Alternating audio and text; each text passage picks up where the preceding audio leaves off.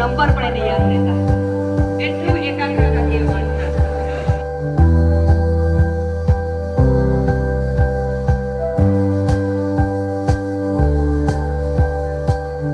લાયકાત અને એમની જે કંઈ પણ યોગ્યતા છે એ પ્રમાણેની એમને નોકરી નથી, પરંતુ આપણી ભારતીય સંસ્કૃતિને તમે જુઓ